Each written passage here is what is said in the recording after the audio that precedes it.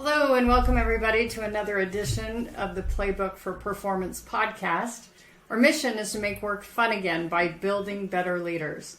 Now, all of you have been probably reading the articles and the backlash that has to do with quiet quitting in the workplace.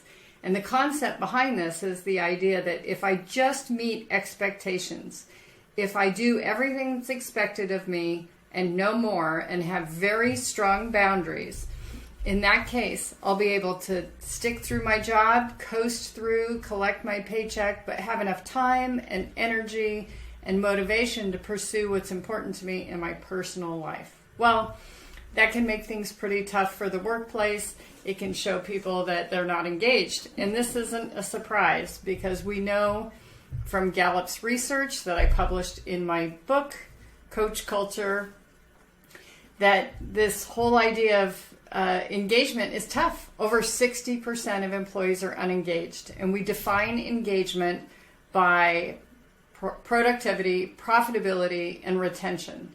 And retention being, are you sticking in the job? Are you staying? So, where does this come from? Why do people feel the need to do this? Well, it's polarization. So, polarization really survives on black and white thinking. Remember that one of the top needs for humans is certainty. So they want to create as much certainty as they can.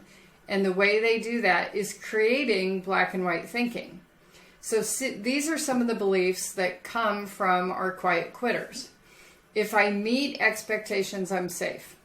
I know fantastic employees who have exceeded expectations and still lost their roles based on the cost cuts that organizations need to make in their business. If I only meet expectations, I'll have enough time and energy for me. Well, whenever we're conflicted, and we've talked a lot about integrity in previous episodes, but whenever we're conflicted, it drains us. It takes more energy to do that. So I disagree with this belief. Because there's always this background worry of, is anybody going to figure out that I'm quiet quitting? Is anybody going to complain about my lack of dedication, et cetera, et cetera? The idea that I have to just meet expectations to survive. There's not enough energy, vitality in me to exceed expectations, to really give, to be engaged at work, and survive.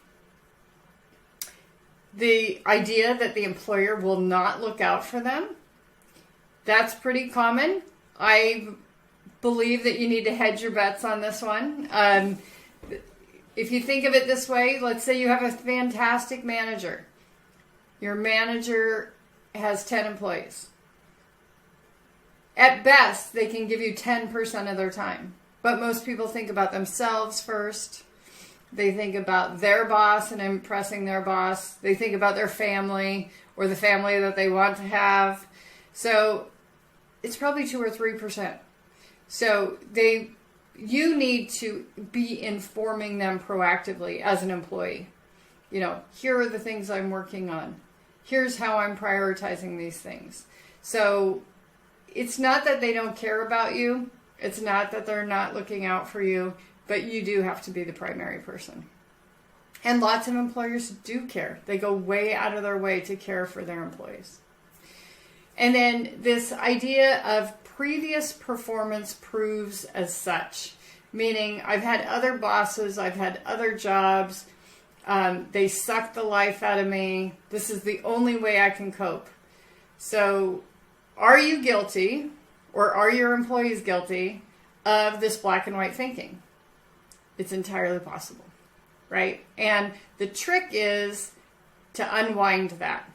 We need to introduce shades of gray and have people start questioning their beliefs.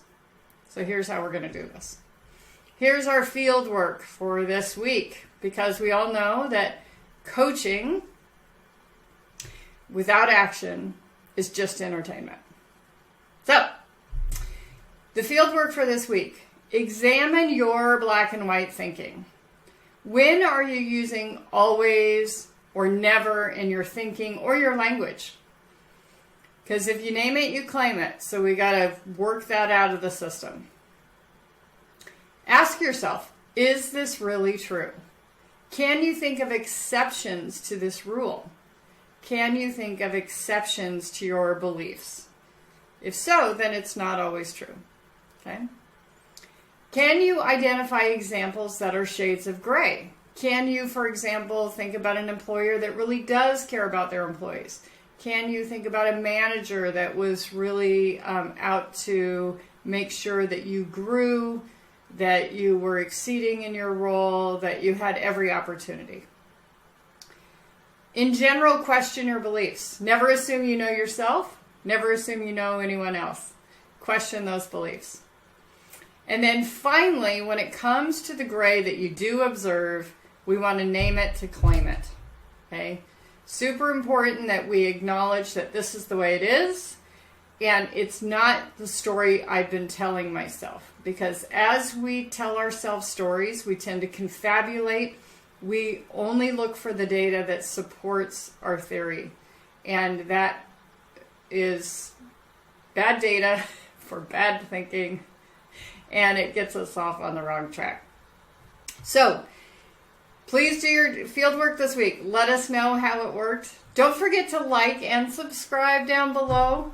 If you need help, if you have comments, if I can help your team by going through a workshop to examine the polarized thinking, the polarized language, the polarized behaviors and habits that are putting your team on the wrong track and perhaps creating a quiet quitting culture, call me. I am happy to help. We can do lunch and learns. We can do full day workshops. We can do one-on-one coaching.